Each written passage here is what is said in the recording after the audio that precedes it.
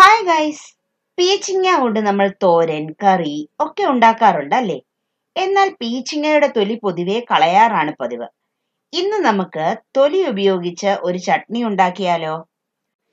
അതിനായി ആദ്യമേ തന്നെ ഒരു പീച്ചിങ്ങയുടെ തൊലി എടുത്ത് ഈ കാണിക്കുന്നത് പോലെ ചെറുതായി കട്ട് ചെയ്ത് മാറ്റിവെക്കാം. ഇനി ഒരു പാൻ എടുത്ത് അടുപ്പത്ത് വെച്ച് അതിലേക്ക് 2 ടേബിൾ സ്പൂൺ എണ്ണ ഒഴിച്ചു കൊടുത്ത് എണ്ണ ഒന്ന് ചൂടാകുമ്പോൾ 3 പച്ചമുളകിട്ട് വഴറ്റി കൊടുക്കാം. എരിവിനനുസരിച്ച് പച്ചമുളകിന്റെ എണ്ണം കൂടുകയോ കുറയുകയോ ആവാം. ശേഷം 10 മുതൽ 15 അല്ലി വെളുത്തുള്ളി കൂടിയിട്ട് നല്ലതുപോലെ വഴറ്റി കൊടുക്കണം.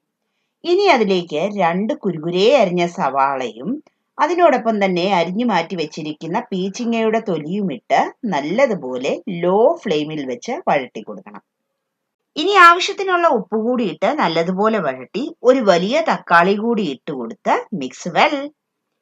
ഇനി അല്പം വാളൻപൊടി കൂടിയിട്ട് നല്ലതുപോലെ ഇളക്കി അടച്ചു വെച്ച് വേവിച്ചു കൊടുക്കാം. ഇടയ്ക്കിടയ്ക്ക് ഇളക്കി കൊടുക്കാൻ മറന്നു പോകല്ലേ.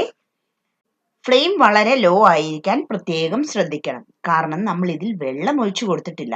അപ്പോൾ അടിക്ക് പിടിക്കാനുള്ള സാധ്യത വളരെ കൂടുതലാണ്.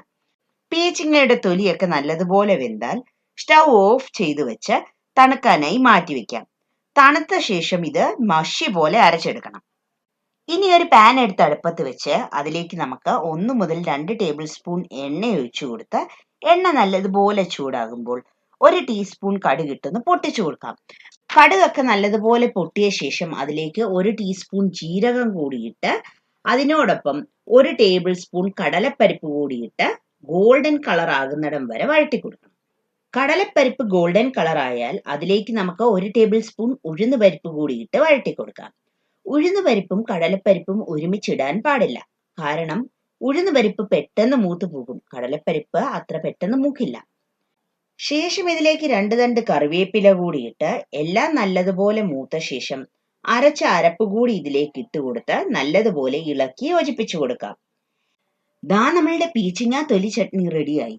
ഇത് ഫ്രിഡ്ജിൽ വെച്ച് കുറച്ച് ദിവസവും ഉപയോഗിക്കാം കേട്ടോ, കുഴപ്പമൊന്നുമില്ല. ഈ ചട്നി നല്ല ചൂട് ചോറിനോടൊപ്പവും ചപ്പാത്തിക്കൊപ്പവും കഴിക്കാൻ എന്ത് സ്വാദാണെന്നോ.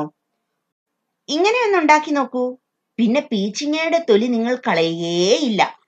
ഇതുപോലെയുള്ള വെറൈറ്റി ഡിഷസിനായി ഈ ചാനൽ ലൈക്ക്, ഷെയർ, സബ്സ്ക്രൈബ് ചെയ്യാൻ മറക്കല്ലേ. പുതിയൊരു വിഭവവുമായി വീണ്ടും സന്ധിക്കും വരെ ബായ്.